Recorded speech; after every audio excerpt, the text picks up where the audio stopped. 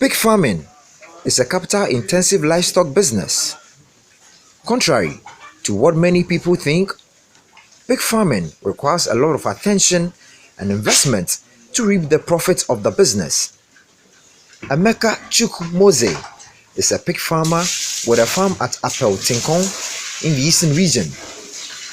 He has a strong background in finance, but tells me pig farming is his passion. It has always been my passion. So I after my national service in 2014, I went for a training. That's on November 10th with Animal Research C-Clear Agribusiness Incubator.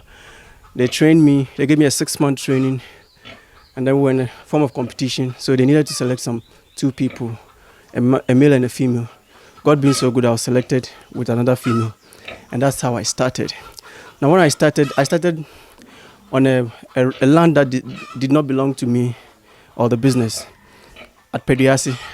So when I started, I built all my structures and started operating. And later on, when I realized there was the need to move, I had to move. But before that, I fell sick, and then I lost all the animals, actually. But I did not give up. At that time, I had already paid for this land. So I moved here. You could see I have 1 acre of cassava and plantain and all that. So that's how I came back here and started. And a good friend, Dr. Diego at Pantine, gave me 2 pigs. So I started with that, and here I am today. We have not gone far, but at least we have 54 pigs, and we're hoping to, with extra 15 yet to be brought to the farm, already paid for. So we hope to get to the level we want to get to next year and beyond, God willing. For Emeka, the low interest in pig farming is not different from the general view people have about agriculture, seeing it as a risky venture. How rough has it been? In terms of finance, has been my major challenge, because with the little skill I have acquired in pig farming, I know that I can manage a minimum of 1,000 pigs, but I don't have the logistics, and the logistics is money that's used to purchase them. So it's been very difficult. A lot of the things we do here are manual. We don't have nipples. We fetch water from far stream, about 150 meters away, and it's hilly. So, using the wheelbarrow is very difficult. Talking to people to even buy into your idea is also another thing. They find it difficult to invest in agribusiness because they believe it's highly risky. But I believe it's a matter of time. Everything will fall in place, and a lot of people will see that investing in piggery is not a waste of money and time.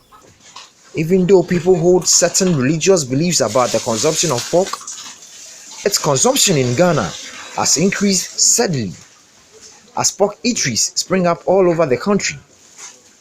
Figures show that the import of pork has increased in the past 5 years, reaching 47% of total pork consumed in the country.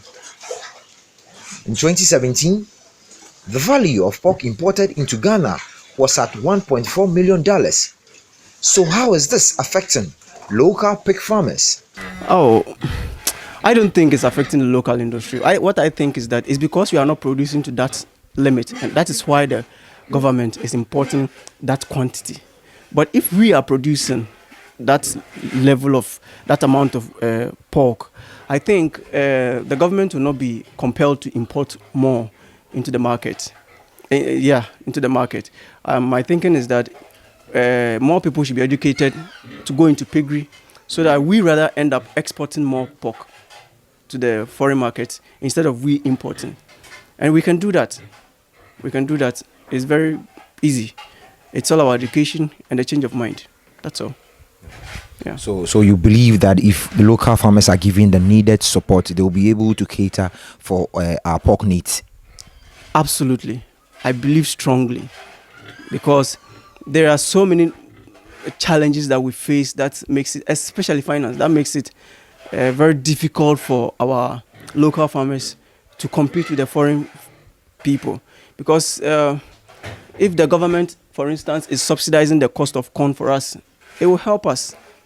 The cost of soya beans, the cost of rice bran and wheat bran and the rest. It's going to help with the farmers so that we can also produce more and export the rest, process and export. But if everything is expensive, they'll end up feeding the pig with some local materials, which will retard the growth of the pig. Due to its capital intensive nature, Emeka tells me he has also resorted to crop farming to feed his 69 pigs. So I grow cassava and turn them into powder for the pigs. I use it in my feed formulation because cassava is a major component. Cassava, soya beans, rice bran, and the rest. So that's why I grow them. Instead of buying them, I would like to lower the cost of operations. So I grow them, then I harvest and use for the feed formulation. How many acres? The cassava is 1 acre. Yeah, but the land in all is 4 acres and a plot. Yeah. For Emeka, he is definitely going to take advantage of Citi FM's Operation Feed Yourself project. So what are his expectations? Well, with Operation Feed Yourself, I hope to that my talk will encourage more people to go into agribusiness and piggery, to be specific. So I hope that after Operation Feed Yourself, a lot of people will change the way they think about pig farming and look at it from the side where they will know that it is more profitable to be in piggery than even to work in a bank. Because I'm a graduate of finance and banking, but I chose to do piggery not because it's fun. No, it's because I see it, aside of it being my passion, I also see it to be more profitable. Within 1 year, I was able to raise money to buy 3 acres and the document and everything, and also keep a little for myself. So I see that after Operation Feed Yourself, a lot of people will come into pig farming, and I'm willing to help anyone. Yeah. So just like Emeka here, you can also be an owner of a farm just like this. For Citi Business, Neoni Amate Kanaku reporting.